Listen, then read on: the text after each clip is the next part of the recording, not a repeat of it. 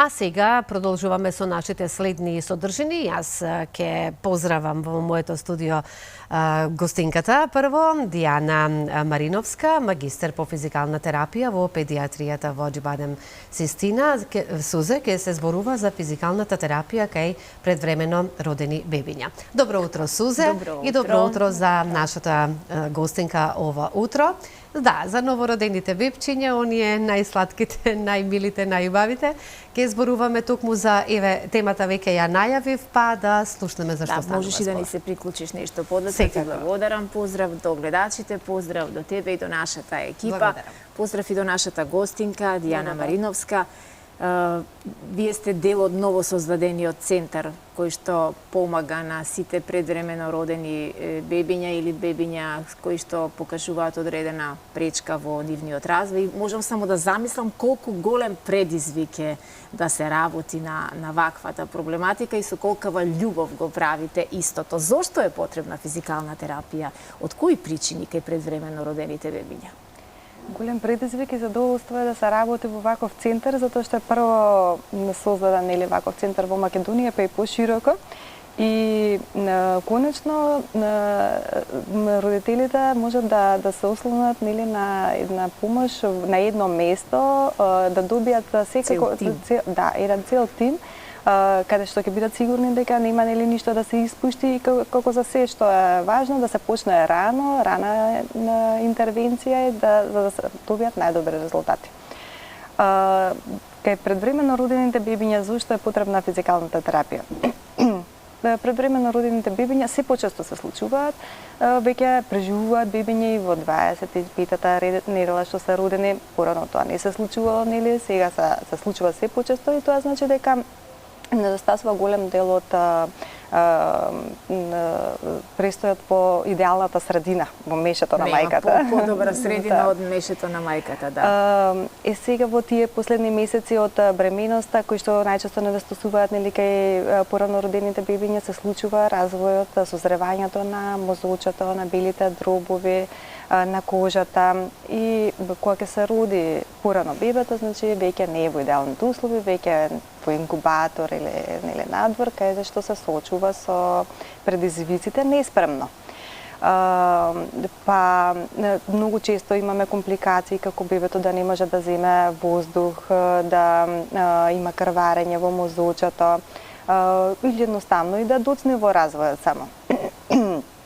Тие компликации потоа значи покажуваат знаци кои што можеме да ги видиме и ги третираме со физикална терапија, како намален тонус на мускулите, хипертонус, поголем тонус на мускулите, спазам или пак само доцнење да е во развојот. Тие работи ние всушност ги фиксираме, ги средуваме. Секој час. Кога, во кој период се почнува со физикална терапија и еве да речеме, ако се работи за бебе родено во 7-миот месец или нешто порано, што исто така не е реткост во денешно време, во кој период, во која доба од животот на бебето се стартува со терапија? Колку порано е родено бебето, толку поголеми се ризиците, за да бебето има предизвици по тоа во развојот. Па, како за се, најважно е да се почне најрано што може. Веќе во инкубатор. Ако бебето е во инкубатор, веќе во инкубатор да почнеме со физикална терапија.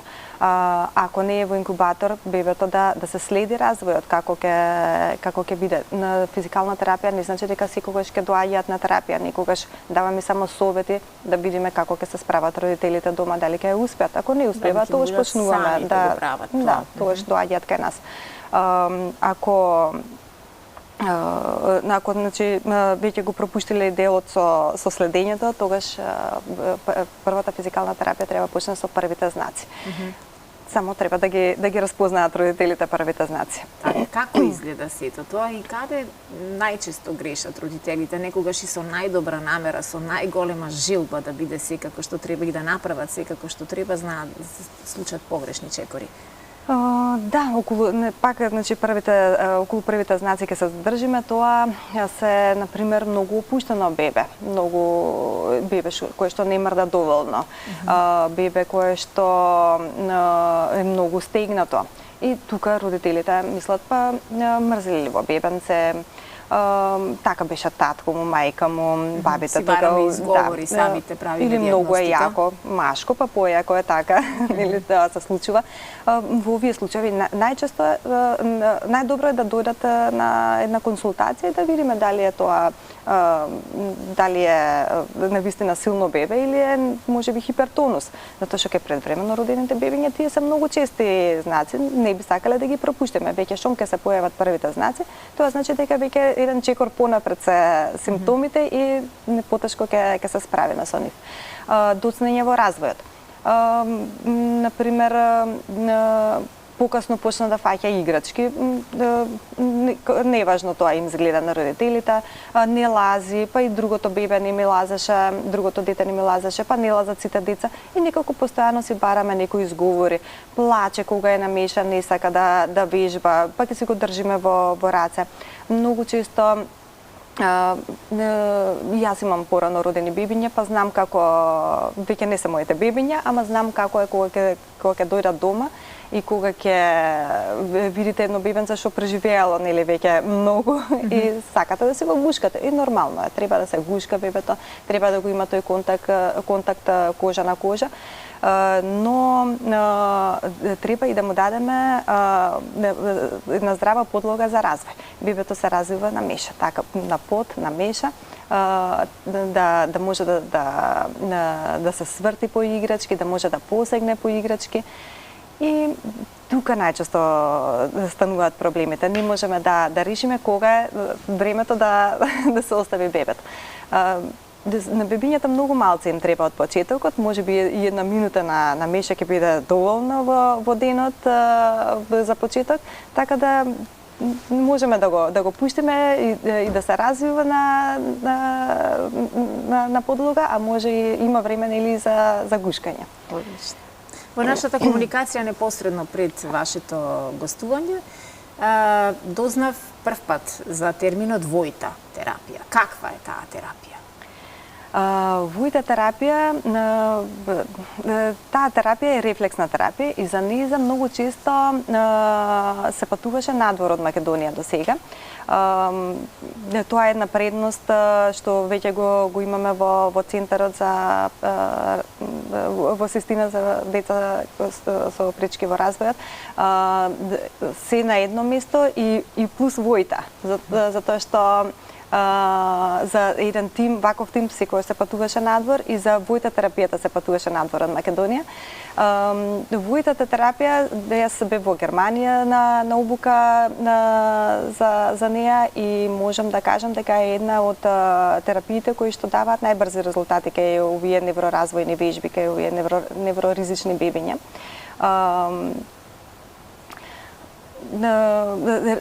Делува преку рефлексни движења и ја применуваме кај бебиња кои што имаат малце повеќе ризици во развојот, не кај секој бебе. Например, секоја физикална терапија прво започнува со игра и насоките со родителите за дома ни да децата вежбаат преку игра. Предпоставувам дека цело време се присутни родителите за време на дека трае и следат и ги примаат упатствата, насоките за да можат истото да го применат. Родителите, да го обучуваме до детали, за војта терапијата исто ги обучуваме до детали кога треба да се применува дома. Значи секоја вежба со игра, потоа ако не делува тоа, почнуваме со некоја друга метода која што ќе делува поспецифично, дали на хипертонусот, дали на заучување нови движења, дали на појавување нови движења, затоа што војта терапијата делува преку рефлексните движења за појавување на нови движења. Или целата физикална терапија се базира на едно создавање нови нервни патишта, нови центри во мозочето, затоа што при крварење, при асфикција тогаш се оштитува мозочето, мозокот има способност да пластичност која што нели ни дозволува да се создават нови нервни клетки или здравите нервни клетки да преземат работата на оштетените. Кои знаци покажуваат дека предвремено роденото бебе или еве дека не е предвремено родено бебе има потреба има важност да се примени физикална терапија? Па јас сета започнав околу многу опуштено бебе, многу силно бебе, кога ќе ги размрдаме рачињата, ако бебето ако тешко иде движењето, нели некогаш киде потешко ако е расплачено, ако е гладно, нели, ама ако постојано така идат потешко рачињата, потешко ноџињата, родителите да препознаат и да дојдат на физиотерапевт, на невролог, да се почне, нели, да се следи детето. Предпоставувам дека има уште многу симптоми на кои што ќе се сетите нешто подоцна, но ај малку да ставиме акцент на центарот кој што скоро 2 месеци постои, се екипираше и функционира и е единствен во регионов, каде што можат да добијат се на едно место родителите за да може да го следат напредокот на своето бебе, а нема родител кој што не би сакал неговото дете да расте како сите други деца и да биде среќно и да застане на своји нозе, иако како што рековме, за жал не секогаш таа приказна со доаѓањето на нашата принова е среќна, приказна некогаш е полна со потешкоти и пречки, но одлична вест е дека во Систина постои ваков центар каде што успешно се подобрува квалитетот на живот и развојот на малите бебиња. Што се опфаќа тимот во овој центар? Значи, тимот опфаќа педијатри, невролози, неонатолози, дефектолог, физиотерапевт, се што му е потребно на едно бебенце за да се почне со... И мултиплинарен пристап има, персонализиран пристап има за секој едно детенце и ниеден чекор не оди без советување и комплетна целиот. Се разбира, тоа е предноста на еден тип. Едно бебенце кога ќе се роди порано веќе е ризично, значи и треба да има следење, кога ќе лежи долго време во инкубатор, исто таму се подолго време без поголеми движења, без една стимулативна средина, исто мора да има физикална терапија и тоа бебење. Значи што еден родител ги знае овие работи. Крварење во мозочето, асфиксија, имало проблеми при породување, подолго време било во инкубатор, мора да има следење. Така, Дијана, денеска во ова поново време кога мајките се со своите телефони, еден голем дел, па и цела бременост ја поминуваат со своите телефони, некогаш се подаруваа книги, кога ќе се чуеше дека мајката е бремена за да читаат мајките од книга, денеска читаат од својот телефон и буквално си земаат здраво за готово се што ќе прочитаат како совет, препорака или нешто што по книга треба да се случува во развојот на бебето и некогаш доаѓаме во навистина одредени заблуди каде што се фаќаме себе си во некоја лоша ситуација дека нешто со нашето дете не е во ред. Како мајката да ја охрабриме да ги препознава точните сигнали на бебето, а да не се базира секогаш на она што го читаме ние по порталите, по форумите и така натаму? Па тогаш е најдобро пак нели да се дојде да се направи една консултација, зашто навистина има некогаш и посилни бебиња што се, нели не се секогаш бебињата со хипертонус. Вашите се близнаци, па сигурно не се развивале исто? Не се развива исто, се разбира. Секогаш едното е по брзо, едното е посилно, другото е по опуштено. Ама ете ги, значи немале нити хипотонус, нити хипертонус. Тоа ќе мора да го види доктор или некој друго стручно лице да го препознае. Да. Може би најдобро е да во овој случај да мајките се исплашат и да дојдат, затоа што пострашно ми е да не дојдат на време родителите самите и да се тешат и да после веќе кога ќе дојдат на 7 месеци не е истата работа кога ќе дојдат и на 3 месеци. На 3 месеци веќе многу нема уште јасни знаци, можеме да ги превенираме, значи некои состојби, не секогаш, нели, ама можеме да превенираме. На 7 месеци веќе кога се појават знаците има подолго време на третман, бара подолг период и потешко се справуваме. Ова беше одлично да се чуе на самиот крај на разговорот, да не чекаме да детето направи 6 месеци, па после 6 месеци да започнуваме со барање решенија, туку уште на 3 месечна возраст, доколку забележиме одредени отстапки во она што е очекувано или ако веќе сме имале предходно едно дете и ги знаеме како отприлика следат фазите на раст и развој, да се обратат и да побараат совет од вас. Многу ви благодарам што ова утро дојдовте, проговоривме за нашите најмали, за нашите најмили и за се она што во текот на родителството се среќаваме како проблематика, особено пак родителите кои што имаат една таква среќа да бидат родители на предвремено родени бебиња. Само нека се живи здрави, јас ќе посакам, меѓутоа и кога се во ваков тим, во рацете на ваков тим, повеќе од сигурна сум дека е се полесно. Да. Ви благодарам многу. Благодарам. Ви посакувам секое добро.